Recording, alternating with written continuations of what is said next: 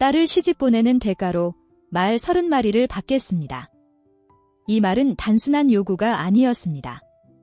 몽골에 끝없이 펼쳐진 초원 위에서 한 아버지가 다른 부족에게 한 이 문장은 협상이자 약속 그리고 운명이었습니다. 몽골 유목민 사회에서 결혼은 사랑의 결실이 아닌 생존을 위한 전략이자 가족 간의 계약입니다. 신부는 단순한 한 사람의 딸이 아니라 말과 양, 낙타와 같은 생계 자원이 오가는 거래의 중심에 있습니다. 바로 이 순간 이야기의 주인공인 17세의 소녀 제르데는 아버지의 말 한마디로 인해 인생이 바뀌게 됩니다. 태어나 처음으로 그녀는 자신이 한 남자에게 팔렸다는 느낌을 받았습니다. 물론 전통에 따르면 이것은 자랑스럽고 명예로운 일이기도 했습니다. 하지만 에르덴의 눈에는 복잡한 감정이 번져갔습니다. 기대, 불안, 아니면 단지 두려움. 몽골의 초원은 조용합니다. 그러나 이 결혼 이야기의 시작은 너무도 크고 무거운 소리로 모든 것을 흔들어 놓았습니다. 이 장면은 실제 몽골 북부 자르한가이 지역에서 자주 일어나는 결혼 협상의 전형입니다. 결혼은 여성의 미래와 가정의 재산이 동시에 논의되는 자리죠. 전통은 지켜야 할 소중한 문화이지만 그 안에 있는 개인의 감정과 선택은 잊혀져선 안 됩니다. 이제 우리는 에르덴이라는 소녀의 삶으로 들어가 봅니다. 그녀는 누구이며 어떤 운명을 향해 나아가고 있을까요? 에르덴. 몽골어로 보물이라는 뜻을 가진 이름. 그녀는 17살. 눈처럼 하얀 피부의 햇살에 그을린 뺨, 조용하지만 깊은 눈빛을 가진 소녀였다. 에르덴은 평생 초원을 벗어난 적이 없습니다. 태어난 곳도, 자란 곳도, 오늘 결혼식을 치를 곳도 모두 같은 유르트, 몽골 전통 천막 근처였습니다. 그녀는 매일 아침 양을 몰고 우유를 짜고 말의 갈기를 빚으며 살았습니다.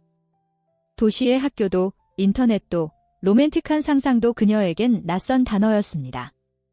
하지만 그런 에르덴도 밤마다 별을 보며 가끔 생각했습니다. 나는 누구와 결혼하게 될까? 그 사람은 나를 웃게 해줄 수 있을까? 아니면 나는 그저 누군가의 아내로만 살아가게 될까? 실제 이야기에서 몽골의 시골 소녀들은 초등학교까지만 다니고 그 후엔 집안일과 가축 돌보기에 집중하는 경우가 많습니다. 도시로 유학 가는 여성은 극히 드뭅니다. 그렇기에 에르덴의 삶은 수많은 몽골 소녀들의 이야기와도 닮아 있습니다. 그녀는 수능적인 딸이었습니다. 부모가 정한 상대에게 아무 말 없이 고개를 끄덕였고 결혼 날짜가 잡히자 무심한 표정으로 홀레복을 꿰매기 시작했습니다. 하지만 마음 한켠은 아직도 어딘가 텅 비어 있었습니다. 무언가 말하지 못한 채 그저 세상의 흐름에 따라 움직이고 있는 느낌. 아무리 평온해 보여도 누구나 마음속에는 말 못할 질문과 갈등이 있습니다. 특히 청소년기의 여성들에게 선택이 아닌 지시로 주어진 미래는 가장 깊은 외로움을 남깁니다. 에르덴은 그렇게 결혼식 날 아침을 맞이합니다. 바깥에서는 말발굽 소리가 점점 가까워지고 있었습니다. 그리고 그녀는 아직 한 번도 본 적 없는 그 남자와 오늘 부부가 됩니다. 몽골 유목민에게 결혼은 단순한 전해의 결말이 아닙니다. 그것은 가족 전체의 미래를 걸고 벌이는 전략적 결정입니다. 에르덴의 아버지가 말한 말 30마리는 단순한 욕심이 아니라 겨울을 버티기 위한 생존 비용이었습니다. 초원에서는 모든 것이 계절과 날씨에 따라 달라집니다. 혹독한 겨울, 가뭄, 질병, 이런 위험 앞에서 가축은 유일한 자산이며 딸의 결혼은 가축을 확보할 수 있는 가장 강력한 방법 중 하나입니다. 실제로 몽골의 많은 유목 가정에서는 딸이 결혼할 때 신랑 측이 말, 양, 낙타, 심지어 전통 안장까지 포함해 신부갑을 제공합니다. 이는 단순한 문화가 아니라 생존의 일부입니다. 그렇기 때문에 아버지는 망설이지 않았습니다. 그는 에르덴의 마음보다 가족 전체의 안위를 먼저 생각할 수밖에 없었습니다. 그의 표정은 단호했고 주변 사람들도 그 결정을 당연히 받아들였습니다. 하지만 에르덴은 혼란스러웠습니다. 내 결혼이 가족의 가축을 위한 거래라면 나는 무엇일까? 그녀는 처음으로 나라는 존재를 생각하게 되었습니다. 그동안 그저 딸, 일꾼, 순종적인 여성으로 살아왔지만 오늘 그녀는 처음으로 자신의 정체성을 의심했습니다.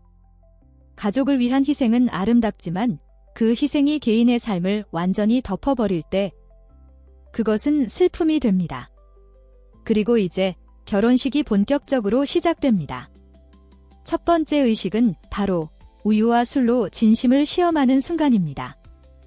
결혼식 날 아침, 에르덴은 어머니와 함께 전통 복장을 입습니다. 붉은색과 금색 실로 수놓인 옷, 말의 갈기처럼 풍성한 머리 장식. 그리고 무엇보다 중요한 건 은그릇에 담긴 흰 우유와 말젓 술입니다. 몽골의 유목 결혼식은 단순한 형식이 아닙니다. 신랑과 그 가족의 진심을 시험하는 의식으로 시작됩니다. 신부의 가족은 신랑에게 술잔을 건네며 관찰합니다. 그가 술을 어떻게 마시는지, 얼마나 진지한지, 그리고 그가 정말 자격 있는 남자인지. 몽골 흡으드 지역에서는 신랑이 술을 거절하면 불길한 징조로 여깁니다. 반대로 너무 성급하거나 무례하게 마셔도 신부 쪽에서 실망할 수 있죠. 그래서 많은 남성들은 이 순간을 위해 계획 연습까지 합니다. 에르덴은 안쪽에서 조용히 그 모습을 지켜봅니다. 바야르가 은그릇을 조심스럽게 두 손으로 받아드는 순간 그녀의 심장은 마치 말을 타고 달리는 것처럼 쿵쾅거립니다. 그는 천천히 술을 입에 대고 한 모금씩 마시고 고개를 숙입니다. 저 남자가 나의 남편이구나. 순간 에르덴은 어깨에 무게가 더해지는 느낌을 받습니다. 이건 단순한 술잔이 아니었습니다. 그 술은 새로운 삶, 새로운 이름, 새로운 책임을 의미하는 상징이었습니다. 의식은 단순한 전통이 아닙니다. 사람의 감정과 결심, 운명이 엮여있는 통과 의례입니다. 그 안에 담긴 의미를 아는 사람만이 진짜 어른이 됩니다. 하지만 다음 의식은 더 강렬하고 극적입니다. 바로 신부 납치라는 웃으면서도 눈물이 나는 의식입니다. 잡아라. 신랑 쪽 청년들이 외치며 유르트 안으로 들이닥칩니다. 에르덴은 놀라 몸을 움찔합니다. 이것은 몽골 전통 결혼식에서 흔히 볼 수 있는 가짜 신부 납치 의식입니다. 하지만 그날 에르덴에게는 진짜 공포였습니다. 신랑 친구들은 웃으며 에르덴을 번쩍 들어올리고 말 등에 태웁니다. 주변 어른들도 박수를 치며 장난처럼 받아들입니다. 이건 전통이야. 재미로 하는 거야? 그러나 에르덴의 눈빛은 얼어붙어 있었습니다.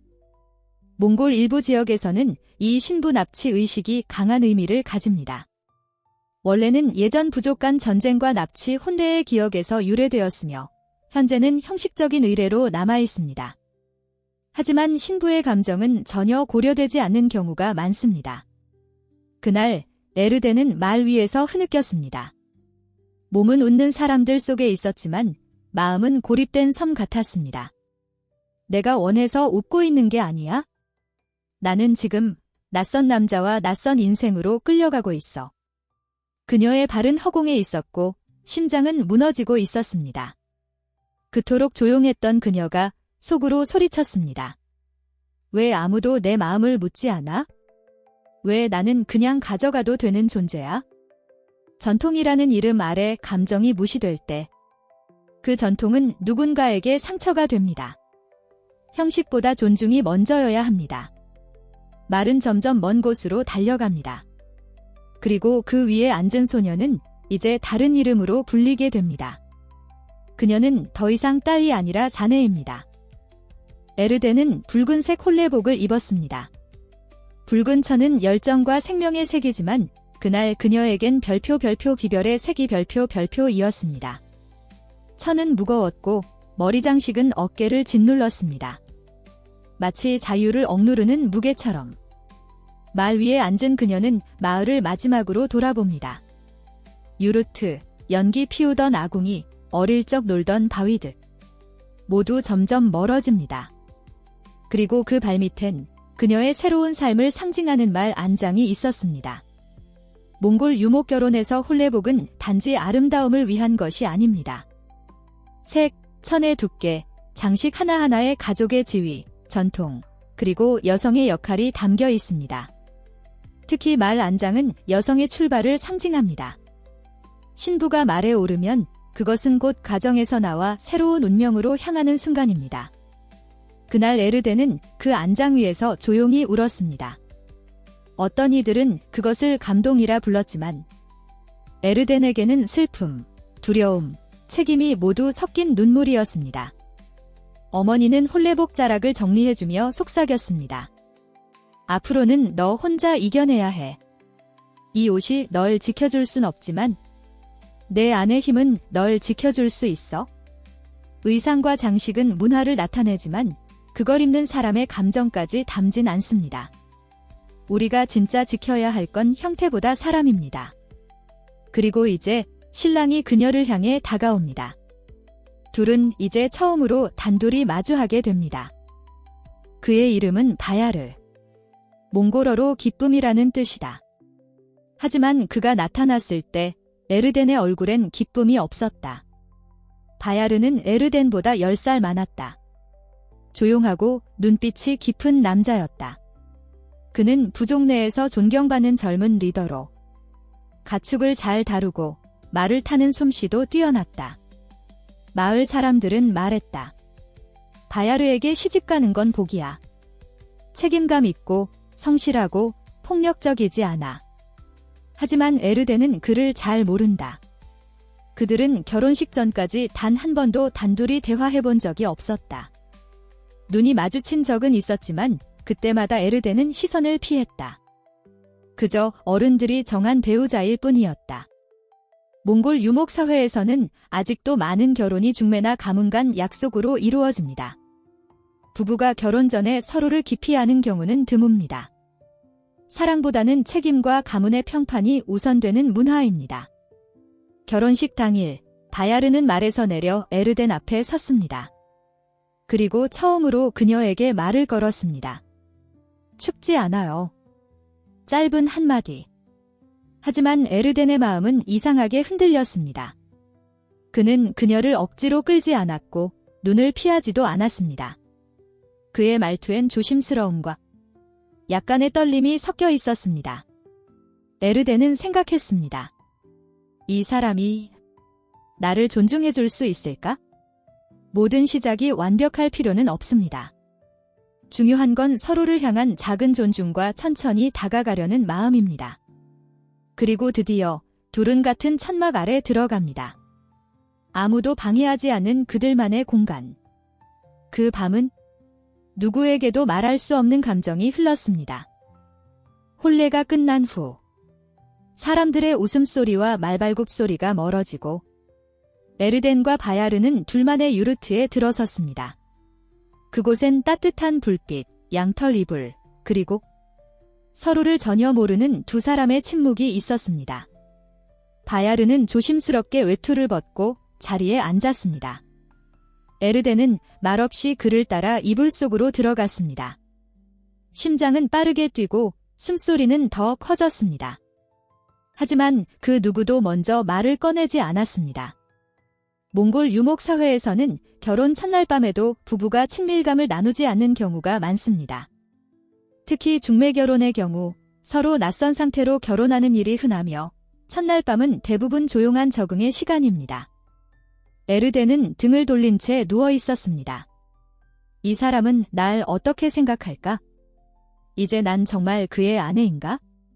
그녀는 눈을 감았지만 마음은 점점 더 깨어 있었습니다. 그 순간 바야르가 낮게 속삭였습니다. 무섭죠? 에르덴은 놀랐습니다. 그 말 한마디가 벽처럼 굳어있던 감정을 부드럽게 녹였습니다. 그녀는 조심스럽게 고개를 끄덕였습니다. 그날 밤 둘은 몸을 가까이 하지는 않았습니다. 대신 서로의 침묵을 받아들이는 방법을 배웠습니다.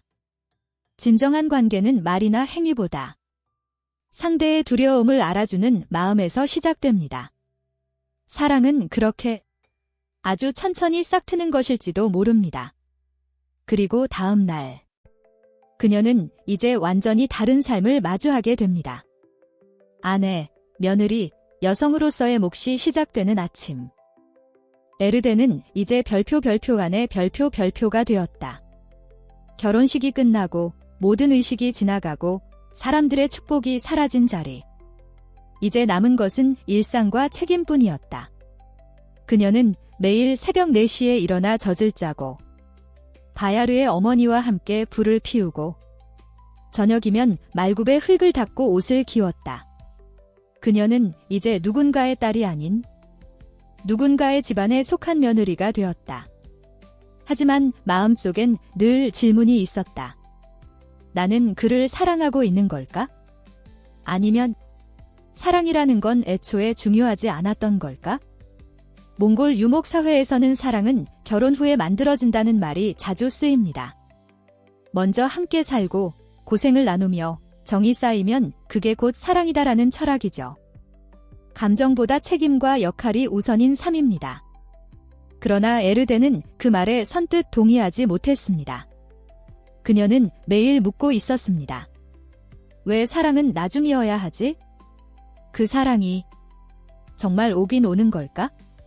바야르는 여전히 조용했지만 그는 언제나 에르덴에게 먼저 물었습니다. 괜찮아요. 오늘 힘들진 않았어요. 그 말들 속에 작지만 분명한 따뜻함이 있었습니다. 사랑은 꼭 처음부터 타오르지 않아도 됩니다. 하지만 그 사랑이 오려면 존중과 배려의 불씨는 분명 처음부터 있어야 합니다. 에르덴은 언젠가부터 바야르의 걸음소리를 알아보게 되었고 그가 말없이 손을 내밀면 그녀도 말없이 그 손을 잡았습니다. 그 감정이 사랑인지 아니면 익숙함인지 아직 알 수 없었지만 그녀는 더 이상 혼자가 아니었습니다. 하지만 바로 그때 에르덴은 잊고 있던 누군가를 떠올립니다. 도시에 도망친 언니. 그 언니는 왜 결혼을 거부했을까? 결혼은 끝이 아니라 시작이었다. 에르덴은 이제 매일같이 반복되는 현실 속에 들어갔다. 새벽 4시, 아직 어둠이 가시지 않은 시간. 그녀는 누구보다 먼저 일어나 젖을 짠다. 손은 얼어붙고 바람은 뺨을 핥힌다. 그 후에는 아궁이에 불을 지피고 온 가족의 아침을 준비한다. 낮에는 가축을 몰고 저녁엔 옷을 수선하고 물을 길러온다. 그녀의 하루는 끝이 없다. 그리고 이 모든 노동은 당연한 것으로 여겨진다. 몽골 유목사회에서 결혼한 여성들은 하루 16시간 이상의 육체 노동을 감당합니다. 남편이 외부에서 가축을 돌보는 동안 여성은 텐트 안팎을 오가며 식사, 불, 젖짜기, 양털 손질, 의복 수선 등 모든 가사와 생계의 중심이 됩니다. 에르덴은 말없이 움직인다. 아무도 그녀에게 힘들지 않냐고 묻지 않는다. 그녀 역시 말하지 않는다. 왜냐하면 유목민 사회에서 여성의 노동은 말할 필요조차 없는 숙명이기 때문이다. 그리고 어느 날 그녀는 문득 떠오른다. 도시로 떠난 언니의 얼굴. 언니는 이런 삶이 싫었던 걸까? 아니면 언니는 나보다 용감했던 걸까? 아름다운 전통 뒤에는 때로 보이지 않는 희생이 있다. 우리가 문화라고 부르는 것들 속에서 누군가는 말을 잃고 누군가는 꿈을 포기하고 누군가는 그저 버틴다. 하지만 모든 여성이 순응하는 건 아니다. 어떤 이는 그 삶을 거부하고 떠난다. 그들이 틀린 걸까? 아니면 정직했던 걸까? 에르덴에게는 한 명의 언니가 있었다. 이름은 툴가나. 그녀는 가족의 기대를 거부하고 3년 전 혼자 도시로 떠났다. 그날 어머니는 울었고 아버지는 분노했다. 딸이 집안 명예를 버렸다며 툴가나의 이름조차 입에 올리지 않았다. 몽골 유목 사회에서 딸이 결혼을 거부하고 도시로 떠나는 것은 가족과 전통 모두에 대한 도전으로 여겨집니다. 일부 여성은 교육, 자유, 자기 삶을 위해 도망을 선택합니다. 그러나 대다수는 그렇게 하지 못합니다. 가장 큰 이유는 죄책감과 두려움입니다. 에르덴은 어릴 적 언니를 닮고 싶어 했습니다. 툴가나는 책을 좋아했고 말보다 사람의 눈을 잘 읽었으며 나는 내가 선택한 삶을 살고 싶어 라고 말하곤 했습니다. 하지만 이제 에르덴은 그 언니의 말을 이해하기 시작했습니다. 가족을 사랑하지만 그 사랑이 자유를 가두는 감옥이 될 수도 있다는 걸? 툴가나가 떠난 후 그녀의 흔적은 유르트 안 어디에도 남아있지 않았습니다. 사진도, 옷도, 이름도 마치 존재 자체가 지워진 듯. 그날 밤 에르덴은 혼자 속삭였습니다. 언니, 나도 언젠간 나 자신을 선택할 수 있을까? 가끔 가장 큰 사랑은 떠나는 용기에서 비롯됩니다. 누군가를 버리는 것이 아니라 스스로를 지키기 위한 선택일 수도 있습니다. 그리고 어느 날 예상치 못한 소식이 전해집니다. 툴가나가 돌아온다는 것입니다. 툴가나가 돌아왔다. 3년 만에 본 언니는 더 성숙해졌고 도시의 냄새를 품고 있었다. 그녀는 조용히 유르트에 들어왔고 모두가 숨죽인 채 바라봤다. 아버지는 시선을 피했고 마을 사람들도 말을 아꼈다. 하지만 어머니는 아무 말 없이 툴가나를 껴안았다. 그리고 울었다. 그 눈물은 분노도 아니었고 후회도 아니었다. 그저 다시 품에 안은 자식을 위한 눈물이었다. 몽골 유목사회에서 가출한 딸은 쉽게 용서받지 못합니다. 그러나 시간이 흐르면 가장 먼저 마음을 여는 이는 언제나 어머니입니다. 그녀들은 말 대신 손을 내밀고 용서 대신 품으로 안습니다. 그날 밤 에르덴은 어머니와 단둘이 있었습니다. 모닥불 앞 조용히 앉아있던 그녀에게 어머니는 처음으로 질문했습니다. 행복하니? 에르덴은 대답하지 못했습니다. 대신 작은 소리로 물었습니다. 엄마는 행복했어요. 어머니는 잠시 말이 없더니 부드럽게 말했습니다. 행복은 누가 주는 게 아니란다. 그건 내가 만들어가는 거야. 내가 지금 무엇을 선택하든 그걸 사랑할 수 있도록 노력하는 게 중요해. 그 말은 단순했지만 에르덴의 가슴에 깊게 새겨졌다. 부모는 늘 자식이 옳은 선택을 하길 바라지만 진짜 중요한 건 그 선택을 어떻게 살아가는지입니다. 완벽한 길은 없어도 진심으로 살아가면 그게 곧 정답입니다. 툴가나는 돌아왔고 에르덴은 깨달았습니다. 가족은 가끔 상처를 주지만 또한 가장 깊은 위로가 되기도 한다는 것을. 그리고 어느 날 에르덴은 조용히 말을 끌고 혼자 초원 너머로 나아갑니다. 초원은 넓고 하늘은 높지만 그 안에서 살아가는 마음은 종종 답답하고 작아집니다. 에르덴은 말 위에 앉아 먼 산을 바라봅니다. 그녀는 이제 결혼한 여성, 며느리, 어른입니다. 하지만 마음속에는 여전히 질문이 머물러 있었습니다. 나는 내가 원한 삶을 살고 있는 걸까? 초원의 삶은 오랜 세월을 버텨온 지혜입니다. 그 안에는 공동체, 가족, 자연과의 조화가 담겨 있습니다. 그러나 동시에 그 전통은 개인의 자유를 제한하기도 합니다. 몽골 유목사회의 젊은 세대 중 일부는 도시로 떠나며 교육, 직업, 자아를 찾습니다. 반면 남아있는 이들은 공동체와 전통을 지키죠. 두 선택 모두 옳고 모두 힘듭니다. 갈등은 선택 그 자체가 아니라 선택 후의 외로움에서 옵니다.